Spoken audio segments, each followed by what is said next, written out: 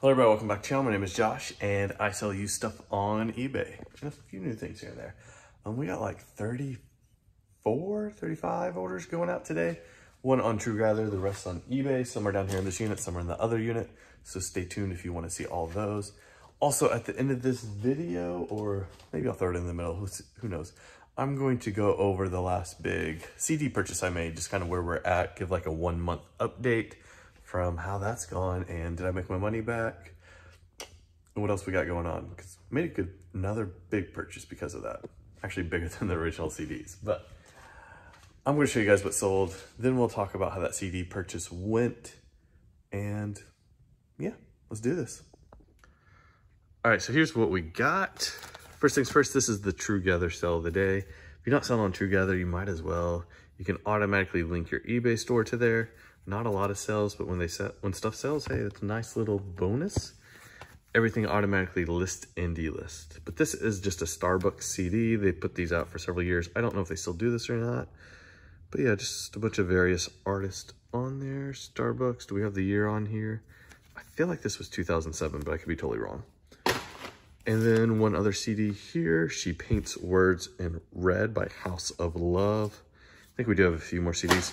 Also, I do have some stuff at the house. I got a couple of sewing machine parts, and a CD or two, and then I think some like automotive glass and maybe some other breakables. So I'm gonna throw that up on the screen real quick. These two Bibles are going out to the same buyer. I listed them separately. They found both of them and bought them both, so very cool. They did not ask me to refund excess shipping, so I'm not gonna worry about it. If a buyer asks me to refund shipping before they buy, I will absolutely do that. But after the case, that's not gonna happen. Would Amazon refund you excess shipping afterwards just because, without telling you? No, so I'm not going to either. This is a Super Bowl towel, 25th, I don't remember which Super Bowl this is actually. I see a 25 on there, I think that's the date. I had two of these listed, one of them finally sold. Pretty cool. This is something I tried to run an auction on just because figuring out the value of these was hard, but these are all from like March of Comics. These are like smaller old comic books. Started the auction off at $7.99 just because if they sold for at least that, then I'd have a little bit of money out of them. They'd be worth my time, and that's where they ended. Auction's usually not a good deal, but I tried it there. If you're new to the channel, since we're in the storage unit, we gotta walk down here and trigger the light sensor like every 5 minutes. Most annoying thing about this locker. Here we go. Paseo drug wrap. I actually have like 20 of these. I only listed one because I wasn't sure if they would sell. This is like a collection of like poems and such from this like drug rehabilitation center in Oklahoma City. So I think that's what I think it's poems and such. It just fell. I've got 20 more though, so if it broke, we're fine. Let's pick it up real quick. I don't want that spine to get too bad. It looks fine. Next, we got one DVD, Vikings Season 5, Volume 1. Another CD, Hot Rod Circuit. The Underground is a Dying Breed. Oh yeah, there's like 200 CDs at home that sold to my same bulk buyer that's been buying a lot of my bulk CDs. So very happy about that. PFG fishing shirt. Did have a couple of stains, as you can see there. Took a lower offer because it's the end of summer. This buyer bought 2 Bibles, this one and then the one in the other unit, but this is the New Testament in 4 versions. That's right, I sold 4 Bibles in the last like 48 hours, which is crazy. They're selling really good for some reason. But yeah, that is going out. One more sewing, I think the only sewing machine part in this unit. This one I just listed. This was from that big bulk buy where I bought 90 sewing machines for $100. Storms and Starlight. Pretty cool old book. This is the Redskin 1949. This is Oklahoma State's yearbook. These usually do not go for very much and they take forever to sell, but I'm glad that one sold. And the last thing in this unit is this Brownie Target 1616. These cameras are not usually being sold for use. They're usually being sold just for display and decor. Anyways, that's everything in this unit. So I'm going to organize for a few minutes and then go down to the other unit and show you guys what's sold down there. After that, we will talk about the big CD purchase, how that is going, and maybe show you guys how to ship something. But anyways, let's go. Okay, so here's everything in the other unit that sold. We have one Halloween costume, Zelda. Is this a used costume, if I remember correctly? Very glad to see that go. It's actually Link from Zelda. But anyways, another Ford part. We got some springs here of some sort. Clutch return or something, don't really know. Pretty cool. One pin going out, NHRA 2007 US Tour. Love the pins. They don't sell for much, but man, they take up no space. They take no time to list or ship. We got tons of them over here. One action figure, wrestling guy. I feel like these have really dropped in value recently. Maybe it's just the ones I'm finding are not as good. I do know the ones that bend at the waist typically do a little bit better. One hat, only hat going out today. We got a Pokemon hat. It's got everybody on the front there. That Dragonite looks cool. And on the back, what's going out? One baseball glove. This thing's in terrible condition. Like, completely broken apart. Still got $8 plus shipping for it. Part of a bulk buy, not something I picked up to sell, but it was there as part of a bulk buy. Here's an OU, like, quarter zip sweatshirt.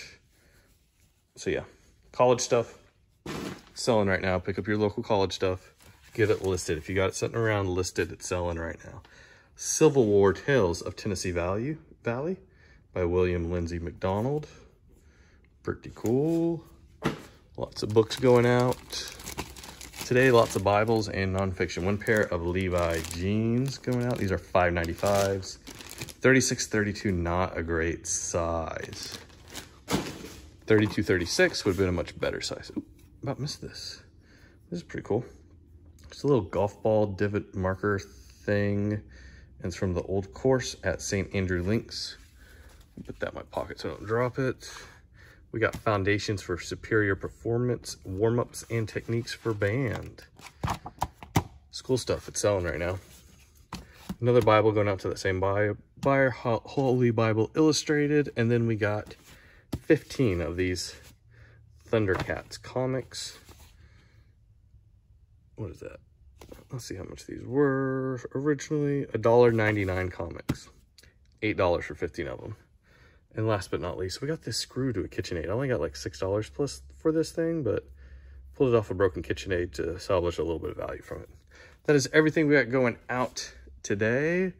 I'm now gonna probably go back to my office, and there I'll talk about the CD buy, give you guys a 1-month update, and then I'll show you guys how to ship something. Maybe we'll ship comic books today. Yeah, let's do that. All right, let's go. All right, we are back home, and just going to give you a quick little update on where we are as far as the CD buy. This is just 31 days later, complete month later. It's been a little bit longer than that, but I'm just going to give you the numbers as of then. So for CDs, move my numbers over here on the computer. For CDs, we sold in the last 31 days, $2,959. Now, not all of that is from this newest big purchase where we spent $1,200 on 8,800 CDs. Some of that is from older CDs as well. However, I also sold a bunch of CDs on Amazon that I'm not talking about today, and I think those two things balance each other out. So since we're not counting the Amazon, but we are counting all of them on eBay, I think that's fair. Also, vinyl, we sold $865 worth of records. I would say probably about half of that is this new stuff. So probably about $430 is the records. So altogether, you know, we're looking, what is that? About $3,300 in sales from this. That's pretty good. Very, very happy with that. That does include shipping. That does include fees and all that stuff. But I think it's safe to say that we've got our $1,200 back, our initial investment. I have invested a little bit more money into storage, those 3-drawer storage things that I use. I bought like 4 of those, so that's like another, what, $30, $40. I've also invested a little bit of money into somebody that's taking photographs of them. Let's see, that's probably somewhere between $100 and $150 so far. And we've got 4 more totes of CDs left to list on eBay.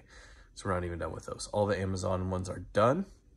However, we've got a ton of scratch CDs that need to be listed. Not just from this purchase though. A lot of them are from the previous purchase. Even if you just have a small percent, even if you're just looking at 1% of the CDs are scratched, that's a lot of CDs. So yeah, I did just buy the Elm Echo Auto Smart. Those are my words. Disc resurfacer, so very happy that's coming in. I'll update you guys on that once I get it, whether I like that or not. Bought a used one, and if I don't like it, I'll just sell it and get my money back. Be out the eBay fees, no big deal. Use it to clean 1,000 CDs and move on with life. But that's the plan. I think I've got about 1,000 discs to clean between CDs, DVDs, video games. I've been storing them up for just about a year now. So yeah, I was previously sending them off in like lots of 50, and it was costing me between $2 and $3, including shipping, to get them cleaned. So I figure if I clean 1,000 of my own, pretty much getting all that money back from the disc cleaner. Or disc resurfacer. I always want to say cleaner, but I guess resurfacer is a better word. I paid for the machine, shipping, taxes, and then bought some supplies as well. And I think I'm right around $2,900 all in for all of that. So pretty big investment, but very happy about it. I think it's going to be paying off soon. We shall see. It should be here in the next couple of days, but yeah. Sold right around $3,300 worth of stuff from this last purchase, and not even close to being done on listing it all. We've listed so many CDs, and I have barely put a dent into the 78s. There were so many of those. I listed another, probably about 50 of those this last week, and I need to do that about 4 more weeks in order to get all the 78s done. 33s are all done, 45s are all done, except for there's a bunch of 33s I do need to make into lots. And that's what I'm doing right now, is CDs into lots, because they're selling super fast. And since I invested all that money into that Elm Auto Smart, I know those lots will basically get that money back really fast. So I listed like $600 worth of CD lots today, and I got somebody that's coming in and buying those right away. So should have that money back in my pocket in the next couple of days. And I'm just going to keep repeating that process until I've used the lots to pay for the machine. That's the plan. Anyways, thank you guys for watching. I'm going to show you guys how to ship something now, and then, yeah, let's do that. All right, so we are over here. Ignore my pile of boxes. We got a bunch of Amazon stuff the other day, so I got piles of boxes I need to deal with. But we're shipping out comic books. So for comic books, I use these Gemini mailers. I bought them in bulk like a year or two ago. Almost out. This is all I got left over there, that last little bit. And really what they are is just, they're a really quick cardboard wrap. You could cut the cardboard out and use it and be pretty quick, but I like to use these because they're fast. You take them, you fold it like this. Now you got this perfect spot there to lay your comics in. As you can see on here, they've got all these lines here that are perforated that you can just fold them at in different spots. So, go put them in here, and I'm gonna take the top and bottom and fold them up. And I know this isn't on camera very good, but I'll show you. Got the top and bottom folded up. Now I'm gonna fold the two sides. I fold the bigger side, then the smaller side, and now it's folded up. And this is really strong and sturdy. I also use these Gemini mailers a lot for like books that need more protection. If it's a more collectible book or a more expensive book, I'll do that. I then put one piece of tape on it. Only put one piece of tape because I'm not too worried about this thing coming open, because I'm also going to put it into a poly bag. Take the poly bag right here, which I'll put the size of these down in the description with links to all this stuff. Don't remember what size this is. This is my middle size. I keep 3 sizes of poly bags on hand. I keep the smaller size. Okay. And also, the length of this one is the width of this size. That's kind of how I like go up in size each time. And then the length of this one is the width of my next size up. It just makes a lot of sense that way. That way you're not having a lot of overlapping sizes. I can pretty much fit anything into these 3, and it works out just nice. But these mailers go sideways into my medium ones. This is much harder when I'm like looking at the screen and not at what I'm doing. Go in there, pull off the strip, throw it down into my trash can. And that's how I ship out my comic books. Gemini mailers.